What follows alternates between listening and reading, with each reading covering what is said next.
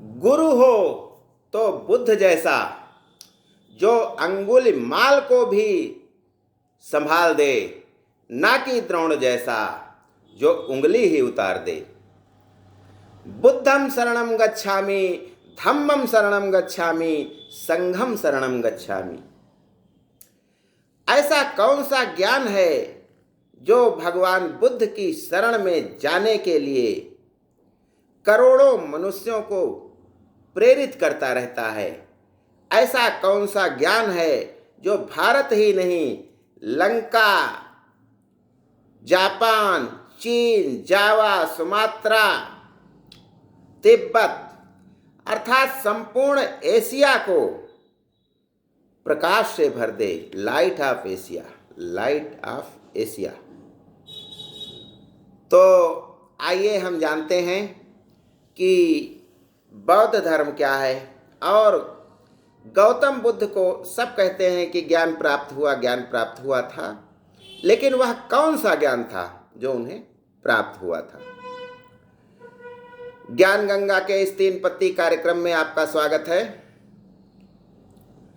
आज मैं आपसे साझा करना चाहता हूं कि गौतम बुद्ध जो थे, उनका बचपन का नाम सिद्धार्थ था, राजा के लड़के थे और संपूर्ण ऐश्वर्य के स्वामी थे। पुत्र था, पत्नी थी, फिर भी वह जंगल जंगल, वन वन भटके।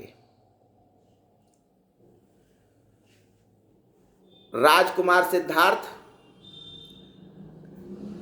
ने अपने जीवन के 29 साल महल में बिताए और 29 साल के बाद उन्होंने घर छोड़ दिया, महल छोड़ दिया, सुख सुविधाओं को छोड़ दिया, ऐश्वर्य को छोड़ दिया। उनका घर को छोड़ना महाभिनिष्क्रमण कहलाता है। निष्क्रमण का मतलब होता है कि हम निकल गए, चाहे हमको सजा के तौर पे निकाला गया हो या किसी प्रकार से हम घर से निकल गए। अभिनिष्क्रमण का मतलब होता है कि हम किसी उद्देश्य की प्राप्ति के लिए निकल गए घर से। लेकिन महाअभिनिष्क्रमण का मतलब होता है कि सारे संसार को प्रकाश से भरने के लिए, अर्थात बहुत बड़े उद्देश्य को प्राप्त करने के लिए घर से निकल गए। वन वन भटकते हुए गौतम बुद्ध समय समय पर अनेक प्रकार से अपने शरीर को जलाते रहे, तपस्या करते रहे। उनकी कठोर तपस्या को देख करके उनके 5 शिष्य भी बन गए थे और अंतिम समय में वे बोध गया में पहुंचे और एक बरगद के पेड़ के नीचे तपस्या में लीन थे। इतनी कठोर तपस्या कि उनका शरीर मात्र हड्डियों का ढांचा रह गया था। कब प्राण निकल जाएं कोई पता नहीं था। तभी एक राजकुमारी सुजाता उनकी इस अवस्था को देख करके व्यथित हो उठी और वो कटोरा भर खीर लाई और गौतम बुद्ध को खिला दिया उसने। बुद्ध ने खा लिया। उनके सारे शिष्य उनको छोड़ के चले गए कि यह तो भ्रष्ट हो गया है, इसने तपस्या भंग कर दी है। लेकिन यहीं से उन्हें ज्ञान प्राप्त होना प्रारंभ हुआ। खीर खाकर तृप्त होकर बैठे थे कि तब तक देखते क्या है, कुछ नाचने गाने वाले, बाजा बजाने वाले आते हैं और उसी पेड़ के नीचे, बहुत बड़े पेड़ था बट वृक्ष, विश्राम करते हैं और अपने वाद्य यंत्रों को कस करके, मृदंग को के तारों को कस करके नाच गाना और बाजा बजाते हैं। यह आधार है। इसी से गौतम बुद्ध ने ज्ञान प्राप्त किया। उन्होंने देखा कि ये जब बीड़ा के तार जब कस दिए गए हैं, टाइट कर दिए गए हैं, तो वे अच्छा संगीत निकाल रहे हैं, लेकिन जब इन्हें ढीला छोड़ दिया जाता है तब वे बजते ही नहीं हैं। इसी से उन्होंने मध्यम मार्ग की खोज की और खीर खाने से उन्होंने यह देखा कि हमारा शरीर जब तक रहेगा तभी तक उसमें हम कुछ सोच सकते हैं, अच्छे विचार आ सकते हैं, लेकिन जब शरीर ही नहीं रहेगा तो फिर इससे क्या मतलब है, हम तो मृत्यु को प्राप्त हो जाएंगे। तो उन्होंने एक मध्यम मार्ग, जिसे सम्यक कहा गया है, सम्यक मतलब न ज़्यादा और न कम, बराबर जितना आवश्यकता है, यही गौतम बुद्ध का ज्ञान है, जो हमें सिखलाता है कि हमारे दुख का जो कारण है उसको हम कैसे दूर कर सकते हैं।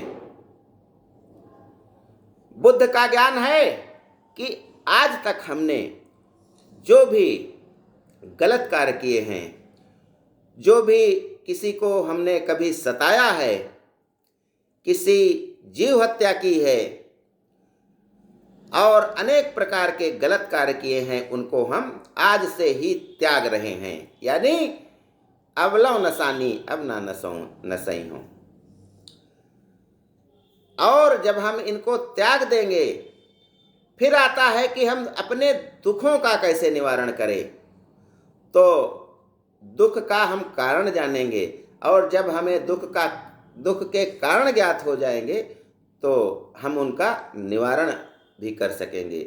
जहाँ कारण है वहाँ निवारण है।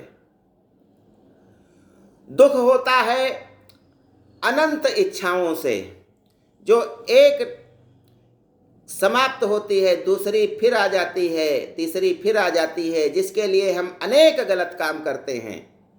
मान लीजिए कोई अधिकारी है, उसके पास कोई फाइल आई है और उस फाइल पर मात्र हस्ताक्षर करने से उसको 10 लाख रुपए मिल सकते हैं। अब वह 10 लाख अगर ले लेगा तो अनेक प्रकार के कुत्सित कार्य करेगा, और यह जो कर रहा है उसमें कुछ सत्य और न्याय नहीं रह जाएगा। अब वह सोचेगा कि हमें मतलब भर को वेतन तो मिल ही रहा है, तो हमको जरूरत ही नहीं है कि कोई गलत काम करें। तो जब हमारे अंदर यह भावना पनपेगी कि हमारे लिए पर्याप्त है, हमें अधिक की आवश्यकता नहीं है, तो हमारी इच्छाएं सीमित हो जाएंगी, उन पर लगाम लग जाएगा और हम उनके वशीभूत नहीं रह जाएंगे। यानी इंद्रिय निग्रह, इंद्रियों पर विजय हमें प्राप्त हो जाएगी। यही बुद्ध का ज्ञान है। और इसी मध्यम मार्ग को सम्यक कहा गया है। एक आदमी अपनी पुत्री को दिल्ली जाने के लिए बस में बिठाने जाता है, तो वहां देखता है कि बस खचाखच भरी हुई है। कंडक्टर फिर भी कहता है आओ मैं बिठा दूंगा, सीट दिला दूंगा, लेकिन वह सुरक्षा की दृष्टि से उस लड़की को, बालिका को बस में नहीं बिठाता है। अगली बस में फिर जाता है तो देखता है कि बस पूरी खाली है, कंडक्टर है, ड्राइवर है, क्लीनर है। वो कहता है आगे सवारियां मिल जाएंगी, फिर भी वह पिता बच्ची की सुरक्षा के लिए उसको उस बस में नहीं बिठाता है। यही बुद्ध का ज्ञान है, मध्यम मार्ग। खचाखच बस भरी हो तब भी नहीं और बिल्कुल खाली हो तब भी नहीं, मध्यम मार्ग। कुछ सवारियां उसमें बैठी हों तभी हम बालिका को सुरक्षित देख सकते हैं। इसलिए यही मध्य मार्ग है। बच्चों को पढ़ाने के लिए यदि उसमें हम नियम कानून करने लगेंगे। हर काम नियम से, इतने बजे उठना, इतने बजे सोना, इतने बजे खाना, इतना पढ़ना, ऐसे नियम जब हम लगा देंगे कठोर, तब भी बच्चे उनसे दहशत में आ जाएंगे और पढ़ाई लिखाई में उनका मन नहीं लगेगा, क्योंकि वो डरते रहेंगे। और यदि उनको खुला भी छोड़ दिया जाए कि तुम भैया जो चाहो करो, तब भी वो पढ़ाई नहीं करेंगे। क्या अपनाना है? मध्यम मार्ग। ठंड हो गई है, कोई कांप रहा है, उसको तापने की जरूरत है, लेकिन आग के बहुत नजदीक जाएगा तो भी जल जाएगा, और दूर रहेगा तो भी उसे ठंडक नहीं छोड़ेगी। तो इसलिए मध्यम मार्ग। खाना ठूस ठूस कर हम खा रहे हैं, वह भी हमें नुकसान करेगा। नहीं खाएंगे, वह भी नुकसान करेगा। क्या अपनाना है? मध्यम मार्ग। हम इतने कंजूस हो गए कि एक एक पैसा बीमारियों पर भी नहीं लगा रहे हैं, या हम इतने साखर्च हो गए कि हमने सब कुछ उड़ा दिया।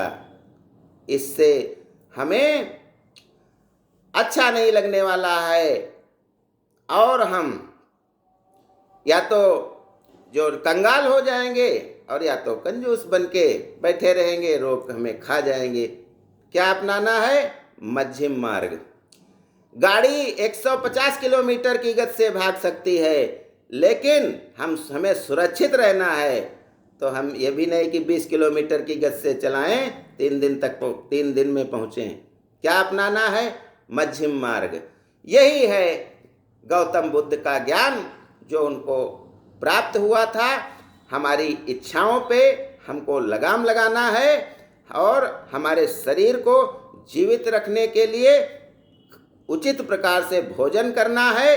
हमें किसी को सताना नहीं है, जीवों पर दया करनी है, और हमको सम्यक रूप में, यानी न ज़्यादा न कम कार्य करना है, तभी हमारा जीवन सफल हो सकता है। यही है गौतम बुद्ध का ज्ञान। धन्यवाद। जय हिंद, जय भारत।